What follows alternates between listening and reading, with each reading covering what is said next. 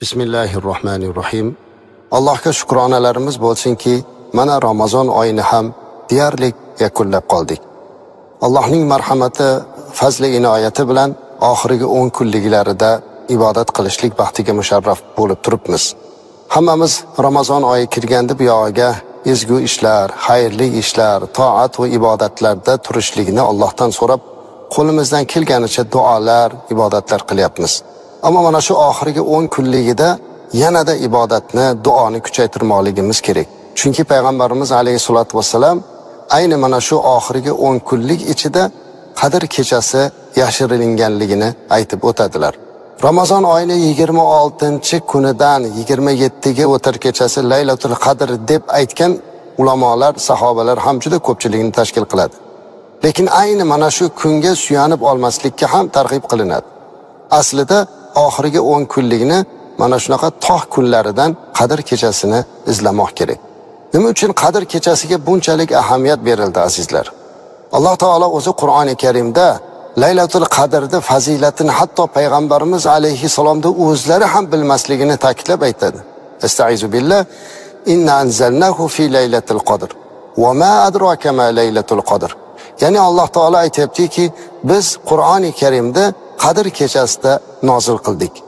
Sizga Qadr kechasi nimani bildirdi? Ya'ni siz Qadr kechasi degandan nimani bilasiz deb payg'ambarimiz alayhisalomdan Allohni o'zi so'rayapti. Rasulimiz alayhisalom Alloh bildirgan narsani biladilar. Alloh taolo shu savolni beryapti. Sizga Laylatul Qadr nimani bildirdi? Va orqasidan o'zi javob berib aytayaptiki, Alloh Laylatul Qadr xayrum min alf shahr. Qadr kechasi u 1000 oydan yaxshiroqdir. 1000 oy. Bu deyarli 83 yildan ko'p, 84 yil degan. Ya'ni kim mana shu kuni bitta duo qilib qo'ysa, 83 yildan ko'p vaqt, ya'ni 84 yil duo qilganda savobini oladi.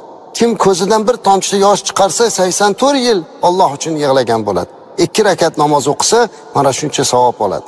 Va yana bu kunda fazilati, bu kuni osmondan butun farishtalar va Jabroil alayhissalom yerga tushadilar. Hammalari Allohning buyrug'i bilan yerga tushadi. Fiha bi izni robbihim min kulli amr.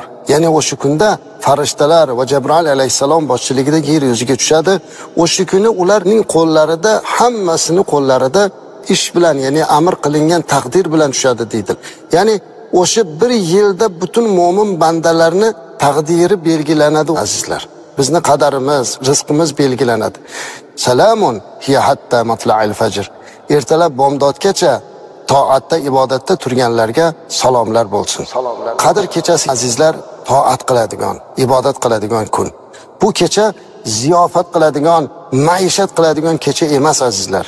Bu kecha uyda, oila davrasida, toatda, ibodatda duo qiladigan kecha. Tafakkur qilib aytishimiz kerakki, yer yuziga butun farishtalar tushar ekan. Sizning xonadoningizga ham Allohning farishtalari tushadi. Endi tasavvur qiling, uyingizga eng nozik odamni aytaylik, bir siz uchun juda hurmatli bo'lgan insonlar mehmon bo'lib kelsa, siz ularni tashlab boshqa joyga ketmagan bo'lardingiz. Qadr kechasida o'tirib, xotin bir-birimizdan rizolik qilib, uzr ma'zur qilaylik.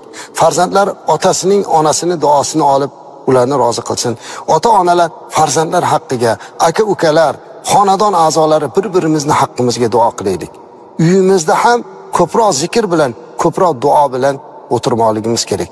Keling azizlar, Qadr kechalari mana shu oxirgi 10 kunlikka yashirilgan ekan. Har kuni izlashimiz kerak, lekin ko'p kitoblarimizda 26dan 27ga o'tar kechasi ta'kidlanganligi uchun juda ham katta ahamiyat beriladi ko'pchilik musulmonlar tomonidan.